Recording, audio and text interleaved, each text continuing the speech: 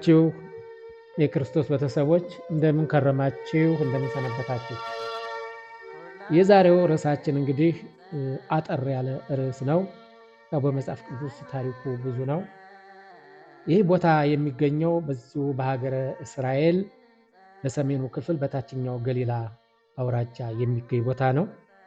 የቅዱስ ጴጥሮስ ቤተክርስቲያን ይላል።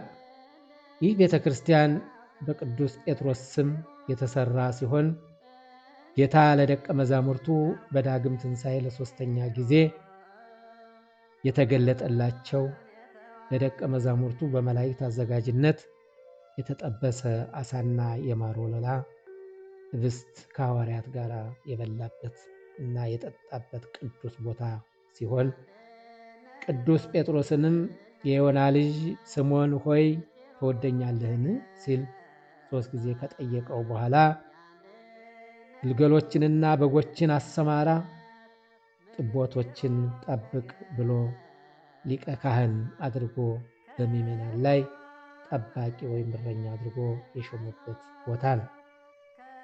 በዚህ ቦታ እንግዲህ በዮሐንስ ምዕራፍ 21 ከቁጥር 1 እስከ 17 በሰፊው ተጠቅሶ ይገኛል። በዚህ መጽሐፍ ጥቅስ ገብቶ መመልከት ይቻላል።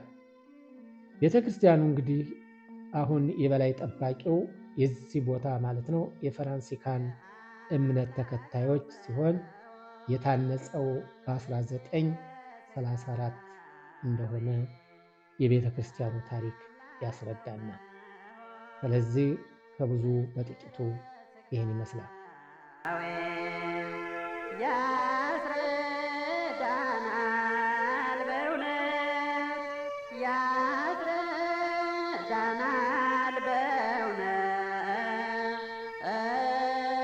የአንድነት ህላዌ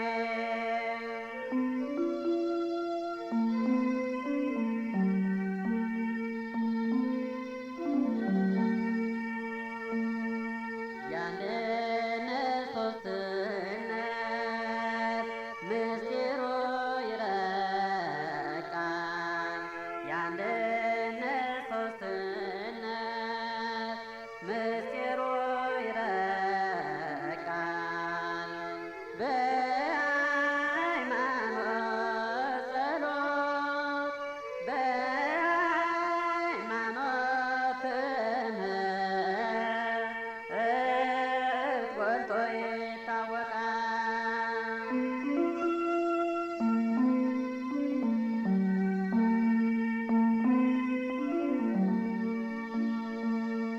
ሁላችን እንጸልይ የሃይማኖት ጸሎት ሁላችን እንጸልይ የሃይማኖት ጸሎት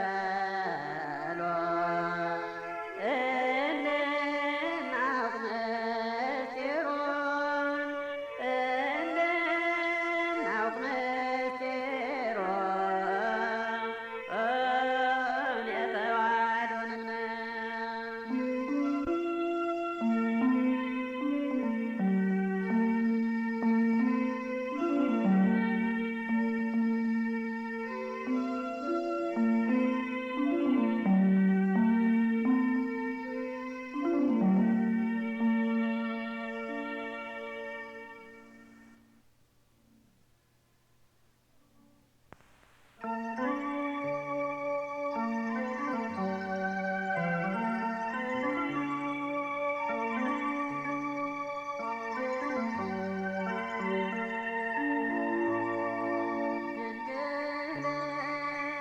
ድንግል ወላዲተ ቃል ድንግል ድንግል ወላዲተ ቃል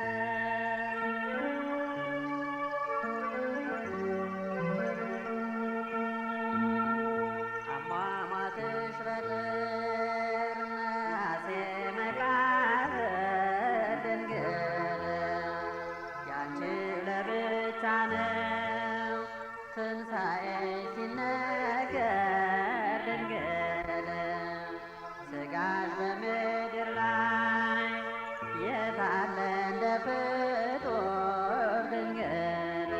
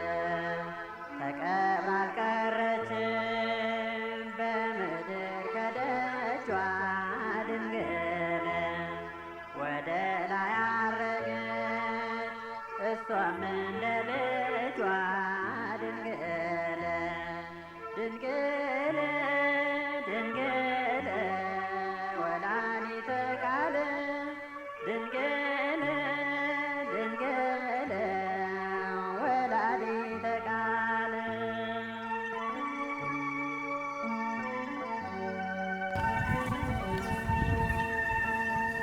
ለማየት ሲጓጉ የድንግል ትንሣኤ ድንግል እርገቷን አወቁ በብዙ ሱባኤ ድንግል እኛም እንጸልይ ደጃችን እንዝጋ ድንግል ከወላዲተ አምላክ እንድናገኟት